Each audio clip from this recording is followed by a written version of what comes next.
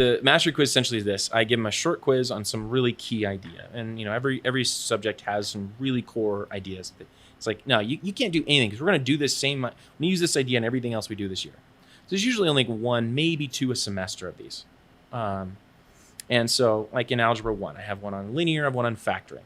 Like just these really core ideas that like you can't get by this class without understanding this and being good at it. And those are like the only two you would do that in that class. In an Algebra 1 class. Yep. And, maybe I do something on like trig and geometry and, maybe just something on, exponents or logarithms in Algebra 2. I mean, you can pick whatever you want. Whatever you're like, oh, you have to know this in this class. And you could do this. It's honestly would work great in pretty much any subject. But what I do is I give them this a short 3-4 question quiz, and they have to get 100% on it, or I put a 0 in the grade book. And kids just panic. The caveat to all of that is that they get unlimited retakes. I don't make them do all the other requirements of having all their homework done for that chapter or anything else.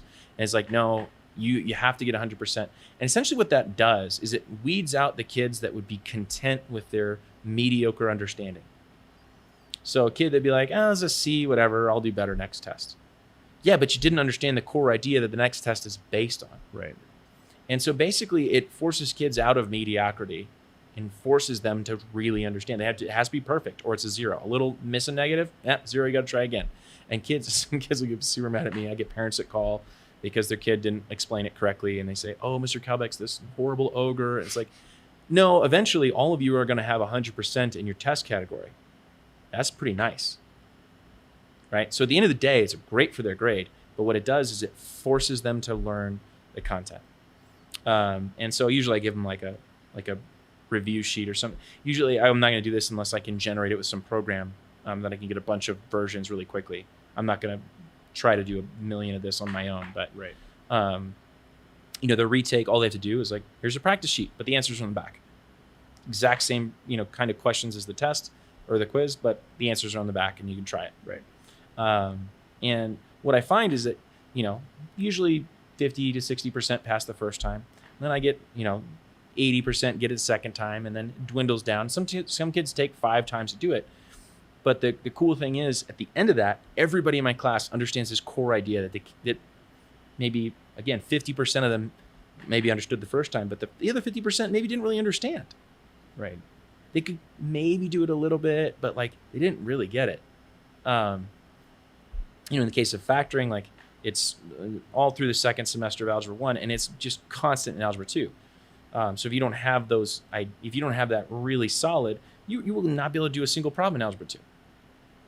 And so I do this thing, and kids hate it, and then they get 100%, and you see it forces them to learn perseverance, growth mindset, all that stuff, because a 0 is going to kill their grade. Yeah, I mean, it works on so many different levels. Like it teaches resilience. Mm-hmm. One of the things we talked about before, which I think is brilliant, is like you can look at it as you're the professional mathematician there, and it's your professional opinion that like this is more important than anything else right now. Sure. You are allowed to communicate that this is such a core fundamental thing that if you don't get this, you're going to have enormous problems down the road, and I'd be doing a disservice if I didn't force you to have mastery here.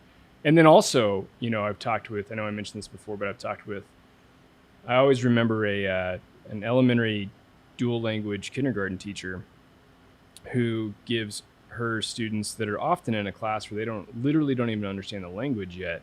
She gives them tasks in the first week of school, like how to line up and stuff like this, but it's so structured that they have to master it. And part of what that does is it makes them comfortable and gives them confidence that they've mastered something. Well, and teaches them that they can do this whole school thing. And, if you don't know anything that's going on, but you can learn how to do the thing the teacher told you to do, you're like, okay, I got something. I can do this. And there's actually a little bit of safety there too. It Sure. makes you feel safe. It makes things feel a little bit predictable and feel like, okay, yeah, I can take the next step after this. And I think you'd said before, for some of your students that are maybe taking a Calbeck class for the first time, versus like Algebra 2, maybe they had you previously, this might be the first time they've ever gotten an A on a math assessment. Sure. And it's amazing, that kid that lights up with like, maybe it took them 5 times to get 100%, but they got the flipping 100%. And, like there's this sense of relief, like, oh, I have to do it again. But also, like, there's this pride that you can't teach. Yeah. And I love seeing that. You do have to navigate the problems of the inevitable parents who don't understand. Yeah. So I just draft a form email. I'm like, okay, it's mastery quiz time. I'm going to get, Copy, paste. I'm going to get a half dozen emails that don't understand this. Let me explain how the mastery quiz works. This is going to be good for your kid's grade. This is going to be good for your kid's understanding. What it does require is your kid to actually do some work. Yeah. I know they can do it. I will help them every step of the way. This is not me throwing them to the wolves and be like, look at him struggle. It's like, no, I want to help your kid. Yeah. Come to me. Come after school. Come in my off hour. Like, I want to help you learn this. We'll do it again. I actually pre-recorded a whole bunch of videos. There's a whole series on it. So it's like, here you go. Okay. Yeah. Oh, I didn't really get the videos. I don't do good with videos. Like, I can relate to that. Come on in. Let me help you. Let me help you. All right. So during those seasons, like logistically, you're probably making yourself more available than is typical.